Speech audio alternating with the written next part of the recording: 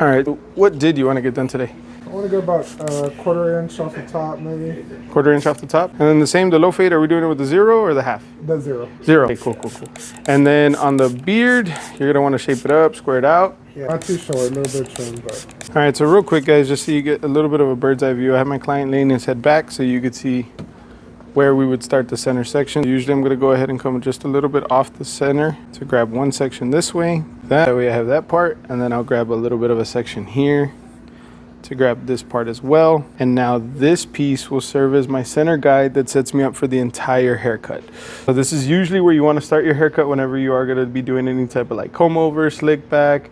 Usually whenever they style it towards the back, I like starting from the front because it's the most important part of the hair. Remember, whenever clients talk about length, they're always usually referring to that front part of their hair. Right there, I'm just going to come in, pull a small section across. And now I'm going to be coming across trying to create a flat line that I'm going to round towards the back part of this haircut. You can have a little bit of a dip as you work your way towards the back, so that way the front hair has a little bit of dominance over the back hair. And then back hair, like towards this part of the head, is really just going to be unnecessary weight for a lot of this style. And right here, you're going to see me kind of come around and begin to curve slightly with the head into the occipital bone back here. Usually when I get to this section, I like to just make sure I come out at about a 45 degree. So if you see the way my shears are pointing, they're coming out this way so that I leave room for length here. And if I don't need it later, I can go ahead and trim it, but it's always better to have hair and not need it than need hair and not have it. Now that I've already done everything, I can kind of just come across the entire haircut at a different angle. Earlier, I was working in vertical sections. So now I'll be grabbing horizontal ones. Again, just cross-checking, making sure to find any little random hills or slants that might have got lost in the haircut earlier, just to make sure it looks as uniform as possible and that all the hair is distributed correctly.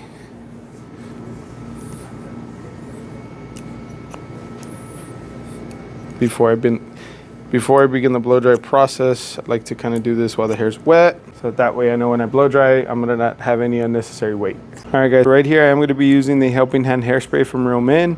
I like using it as a pre-styler so that way I can start building a base, just to really give me something to have as far as a foundation for the styling. Right here, I'll just go ahead and start blow drying up. I always like to blow dry the side of the hair that's opposite of the part. So right here, you're gonna see me do that. And again, making sure not to blow dry the hair straight back. If you see the angle I'm taking here is more of a forward angle, so that way I can create a little bit of a base for that haircut to stand on. And then after I'm done with that, then I could style it back with either product or even just flipping my comb. But here you are gonna wanna just take your time getting this haircut nice and styled. I know a lot of barbers usually don't blow dry as much as maybe they should, but for me, it definitely helps with a large part of the haircut. And keep in mind, right now I am blow drying with just a little bit of heat. The heat helps to straighten out the hair so that way, if they have like a wavy texture of hair, which is pretty common for a lot of my clients, the heat will help straighten it out similar to an iron. Again, now that side's styled up, it makes this side just that much easier to create that real nice pompadour look. So I could check my layering. So if you don't blow dry, guys, just understand that it does help so you could check your shear work. I've always said when you cut hair wet, you kind of already have a design in mind, but when you blow dry and check hair when it's dry, you really get to see how that design came out.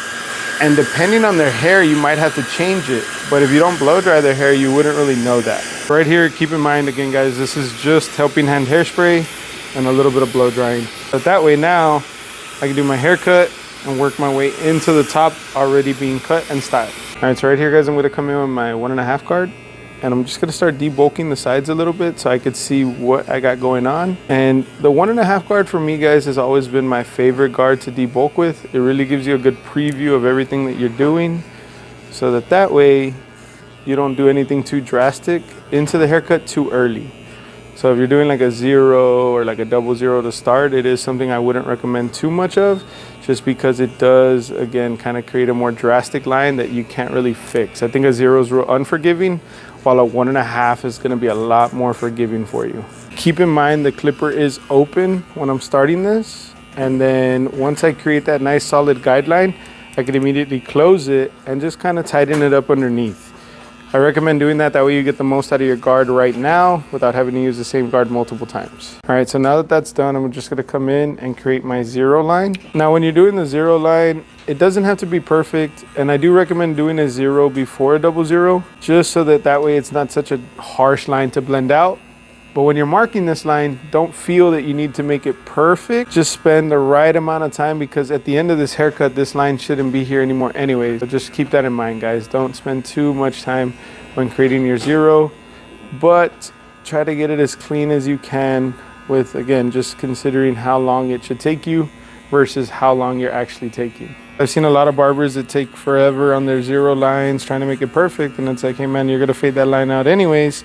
So don't stress about it too much. Once my 0 line is set, I'm gonna go ahead and open my clipper so that way I can create a new guide slightly above that one. So here I'm gonna go about a 1/4 to 1/2 inch around the first line that I marked. Now, as you're doing that, try to follow the first guide you did originally very well, so that way your fade will stay consistent through the whole haircut.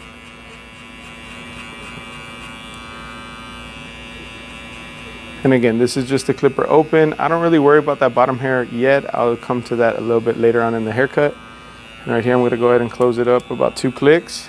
And now I'm gonna begin trying to blend out that bottom line. So use that top line as a reference of where you shouldn't pass, and continue to stay below it as you work your way through this haircut.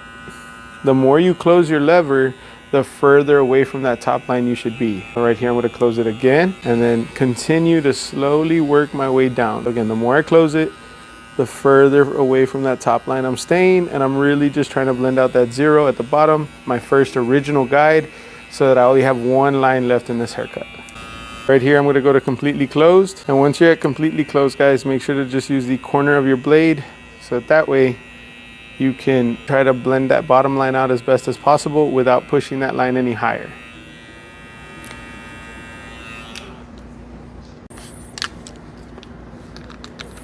Okay, so then if you're really trying to make sure to continue to keep that fade right where you have it at, I'm gonna go ahead and start off with a 1 guard now. This is my 1 guard attachment, and I'm gonna work on softening out that top line, which is a 1.5, down to that bottom line, which is the clipper open. Right here, the clipper is going to be open with the 1 guard on, and again, just softening out that weight line. And then I'm going to go ahead and close it up about 2 clicks, and then continue to just slowly bring down the weight on the side of this haircut to connect it into that bottom line that I have right here.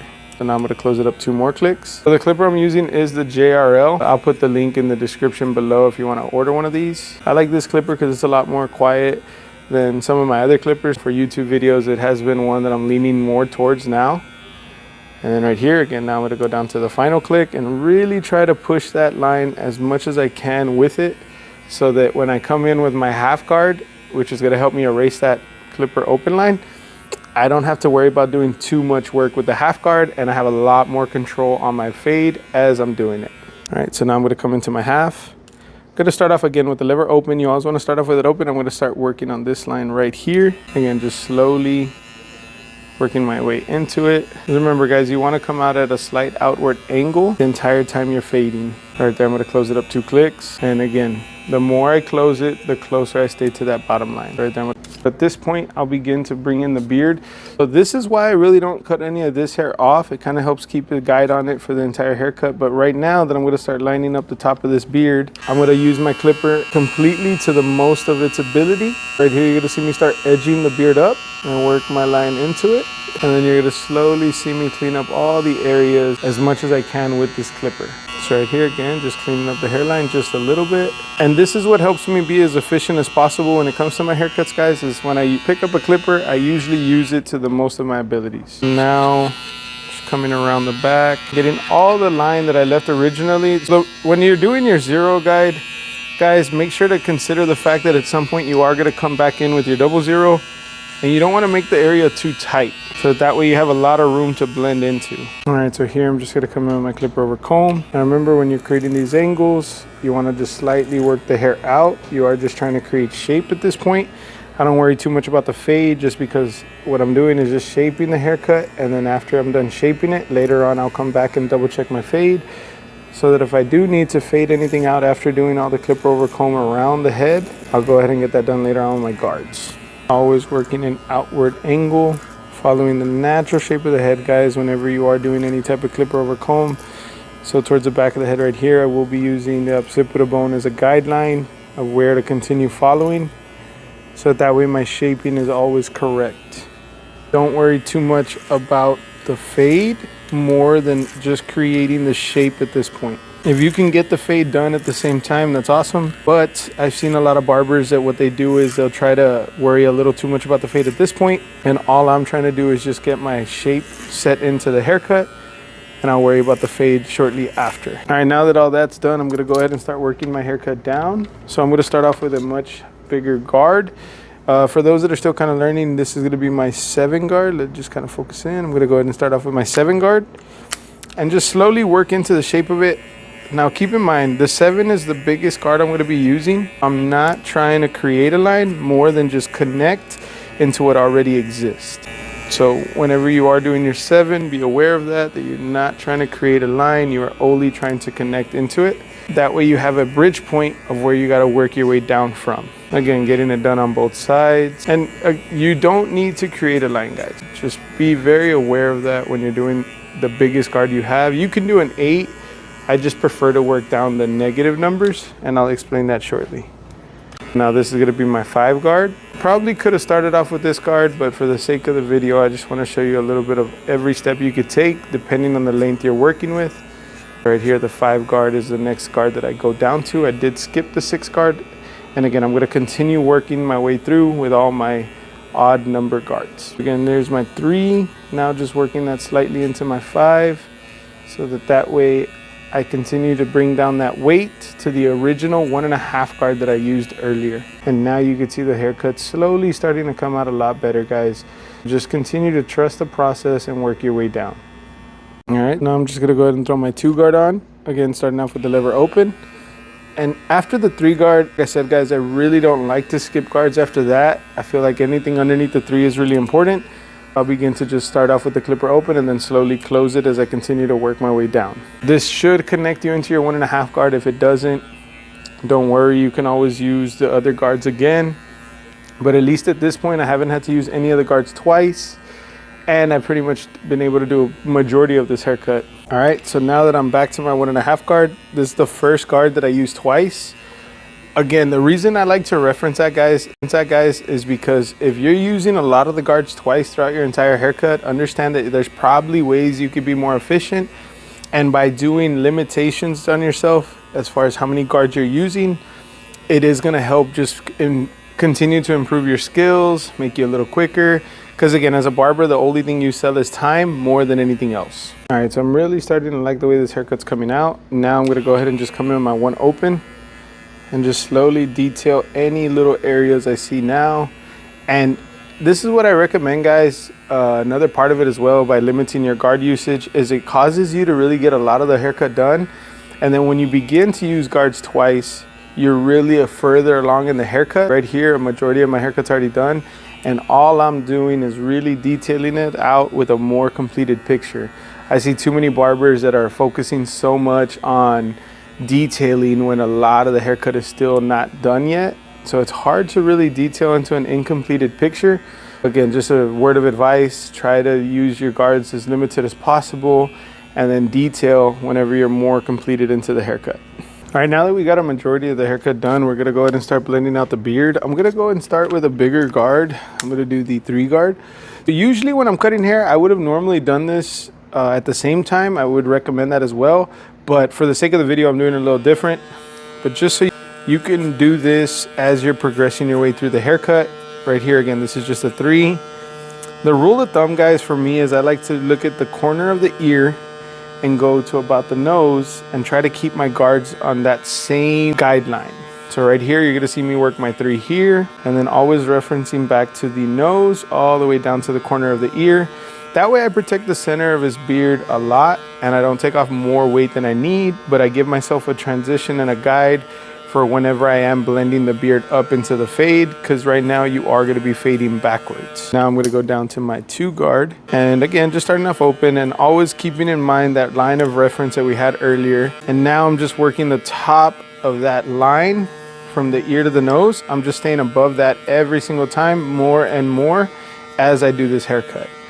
Remember, just work it down slowly, and it is going to be a little bit more difficult, guys, because again, you are fading upside down at this point. I'll continue to walk my guards down. This is going to be my 1.5 guard, and just slowly, every guard that I drop, the line is going to stay a little bit higher so that I don't push this beard down, and I give myself a lot of room to work with while fading out the beard at the same time. Again, this is the 1.5. I have it just completely closed, and then down to the 1 guard. Continuing to work my way down, guys. This is going to be my 1 guard, and now again, the shorter my guard is, the higher and higher I'm going to stay consistently with it. And at this point, you begin to see the fade of the beard really start to show itself, and that's what we wanted. But again, I've seen a lot of people have trouble fading out beards. It's better to, again, have some sort of guide you're going to follow, work your guards down slowly, stay slightly higher each time you continue to drop the guard, because you are blending hair upside down in a sense, because this hair grows downwards and now we're trying to fade up, unlike most haircuts when you're fading upwards and all the hair grows down. Slightly this way now. No, that way. There we go, right about there. Perfect. All right, this is the last guard that I have available. This is going to be my 1/2 guard. Just gonna go ahead and fade out that little bit of a line. At some point you are gonna have to do some sort of fading with your guards completely detached, but right now I would try to do as much with my 1/2 guard as possible before doing that, so that again, it just kind of makes your job easier, guys.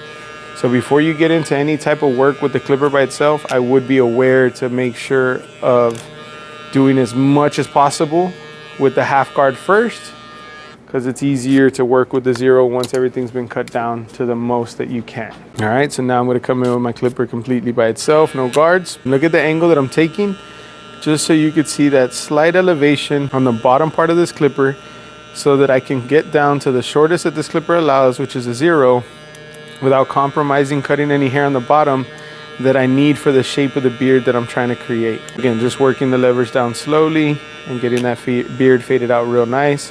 And then again, any little detail work you have in the haircut, you can always kind of just tap her into. Just be careful, guys. Sometimes it's really easy to forget where you were at on the haircut, and you might create a bald spot or a light spot by doing this. Try to focus in on wherever you're cutting, but if you do see something that's messing with you, feel free to attack it. And I actually just kind of like to comb it out. The diffuser has those little teeth that are gonna help me kind of comb the hair just a little bit, almost like a pick, while also relaxing the hair on the beard, so that way I could really get the full length out of the beard and begin to shape it at its fullest form. Now I like using my hand so that I could feel the heat to make sure I'm not going too long of a period without taking it off of the face, so that way it doesn't burn my client. Now you can see how the beard is slowly starting to be a little bit more full, really picked out. And I want to make sure I clean my cape off for this part of the haircut. This is why I prefer white capes. Let me fix this. I didn't realize how crooked it was. Whole video. But here again, just gonna go ahead and clean off everywhere underneath the cape, so that I have a nice clean transition, so that I could see each and every hair using my cape behind me. All right, so here you can see it a little bit better. I'm using that guide. You see the cape, how it kind of gives me just a little bit of contrast so that I could see different hairs. That's why I like having a bunch of white capes in the shop. In case I get to a part where I need to use somebody else's cape, I could use that to help me out. Right here, I'm just going to be trimming away a little bit of the flyaways, really shaping it out, running a straight line all the way across, and just looking for those little sections of hair that are kind of whispering off or whiskering off. Just shaping them all. That way I give myself a real nice full look. I like using my clippers for this because the clippers are definitely a bigger blade than my T-edger. I'll use my T-edger afterwards. But for a big part of the shaping of the beard, I'm just gonna be using my clippers to really help get that shape cut in, using the white cape as the transition difference so that I could see where there are little spots of hair still hanging off. And again, making the beard as full as possible and just making sure to trim it up just the little ends of the hair. Remember, most beards are gonna be naturally like curly, a little bit more of a wavy texture. So when you do blow dry it out, it might look longer than it is, but keep in mind that at some point you might have to think about when they shower and they wash their hair up, that it's not going to be as fluffed out as it is right now. Sometimes I'm aware of that, and I explain that to my client. Hey, look, I picked it out. I'm going to be cutting off some of it, but I don't want to cut off too much because I feel like you're going to freak out once you shower and everything tightens back up. Now that I already have all the top line cleaned up, now I can come in underneath, create a little bit of a shape down here. Now once that shape's created, just kind of double checking it with my work. Right here again, just the clipper allows me to really get a nice cleanup. And then if you want to clean up with your T-edger afterwards, that's recommended as well. All right, so right here, guys, I'm going to just throw a little bit of the sharp shave gel. It's actually not on the website at the current moment, but it will be pretty soon. That's my fault. I think the last video I said that it was going to be on. So hopefully if the link's in the description below, then it is available. If not, just know that we're still working on it. It is available, but just hit me up on Instagram, worst case for now.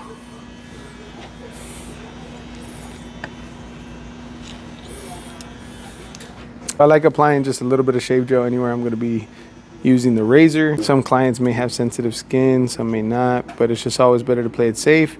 The shave gel is a real light water-based gel, guys, and the cool thing about it is it does leave just a slight amount of a guide whenever you are working, but it's not like a buildup of a clumpy product. It's like almost like a thick water, if I could describe it as anything else. And the only reason I like just keeping a little bit of a guide when I am working on the beard is so that when I do the other side, you're going to see that I have some sort of reference point to look back at so that I can make sure they're on point. But it doesn't mean I'm going to let the client walk out like that. It just allows me to have just even more reassurance that my client's beard looks as even as possible.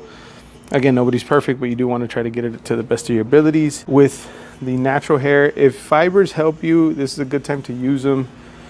But as you can see, just with that little bit of a line, that's going to be my reference point for the other side. All right. At this point, you can always wipe off any type of excess now that you've already used it to keep reference points as far as they get looking good. Once you do wipe it off, if you feel like you want to hit it in any little area, it'd be a good time to do so now that you still have just a little bit of residue from the shaving gel on. Right here, I am going to finish up with a little bit of the mellow matte paste. Make sure when you grab it, guys, make sure to emulsify it into your hand. So the goal is to make sure you almost completely get rid of the color so that it's pretty much almost invisible by the time you're going to use it. So this is the mellow matte paste. It is meant to be more of a dry look. When you apply it in, you're going to see just a little bit of shine because of the fact that I heated up the product. Once it dries, though, it does give you a really nice matte finish. And you're going to see me work it through with the comb in my hands as well, just to get the product spread evenly. The good thing is that since I blow dried it earlier, I'm not going to be spending a lot of time styling the hair now because of the work that I put in earlier. And the work that I did earlier really did help for a large part of this fade. That's why I'm telling you guys, if you're not blow drying, try to take advantage of blow drying because it is going to help you on a lot of your haircut, not just like one aspect. It's going to help you on a bunch of different aspects of the haircut. And until you begin to blow dry, like in the early part of your haircut, and learn the benefits from it, you'll never understand what you're missing. So if you haven't tried it out, make sure to do that. And if you notice any changes in your haircuts, feel free to hit me up on Instagram. Let me know what you think, and then we could change it up from there.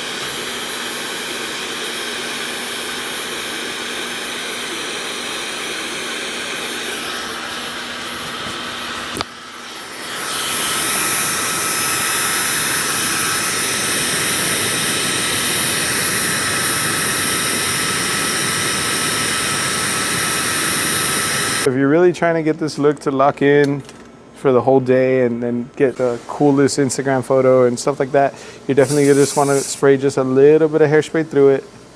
And again, helping hand is a pre-styler and a finisher. Again, just a little bit over wherever I feel I need it. Notice that I'm not spraying directly into the hair, more than letting the hairspray fall into it. Want to be aware of that, guys. So the helping hand is already available in our website. If you're interested in buying some for yourself, if you're a barber looking to buy some for your shop, feel free to message us on Instagram. My Instagram will be linked below and in the top corner of this video. But just so you can see, guys, it's a really nice way to finish the haircut and give you a little bit more of a shot of it.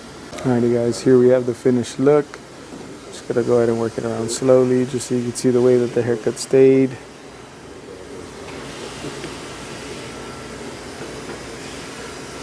Alrighty, guys, make sure to check the whole haircut out. If you have any questions, feel free to hit me up in the comments. I am a lot better on my Instagram profile. If you do want to hit me up on there, the @ is there at the top right corner of the screen. Go ahead and just check out this final look. Make sure to hit that like and subscribe button, guys. I appreciate y'all checking out the whole video. I will see you on the next one.